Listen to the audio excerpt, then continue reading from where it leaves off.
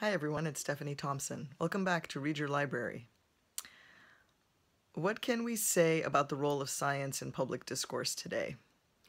It's probably never been more important, and it's probably never been under greater attack, at least in America, than since the days of the Dark Ages and the Inquisition, and times when people in power, quite rightfully, thought that scientists were a real threat to what they wanted to achieve and their goals. And that's not a coincidence. There are many people in power in America today and in other places who correctly see scientists, rationalists, clear thinkers, and skeptics as a real threat to their goals, except they don't have the excuse that their predecessors centuries ago did. If you are ignorant of scientific progress today, it's basically willful ignorance. You have to really try hard to be that ignorant and that stupid. But today we're going to talk about the next book on my shelf that we're currently on.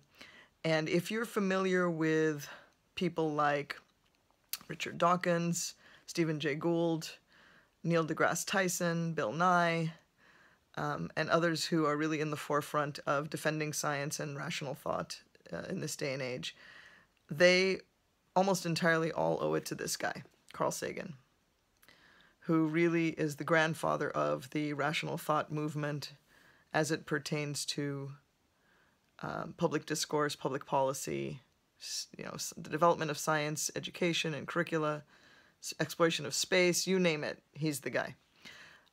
If you don't know who Carl Sagan is, I'm surprised.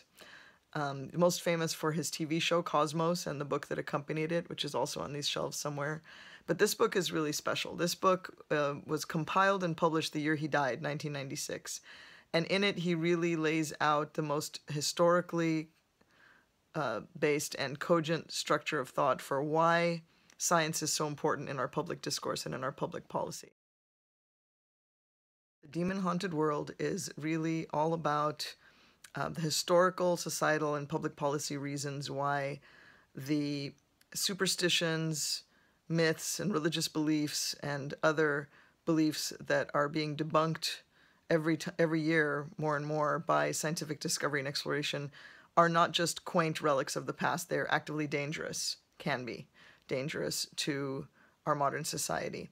And Carl Sagan, as I said, died in 1996, and honestly, it's probably a good thing because I don't know what he would be thinking today if he could see how far we've regressed since the days when he actively partook in 4 NASA missions to explore outer space and was awarded national recognition for his work. He was able to combine scientific knowledge, technical know-how, passion, lyricism, poetry, and everything that he could bring to bear in a way that very few people did before, and not many have since. He was a romantic, but so grounded in reality and in science that he was able to be one of the first scientists to really capture the public's imagination, even if you weren't in the field of science and didn't have the background to fully understand everything he was talking about. We owe a lot to him. Our public servants are betraying his legacy every day. And if we keep letting it happen, it's going to be dark days indeed ahead for us. So if you haven't read this, I really, really recommend it. I may be preaching to the choir, and that's fine. But if you're on the brink, or you really think that there's a good argument to be made that we don't need science in our public discourse and in our education, read it and see if this might not help to change your mind a little bit.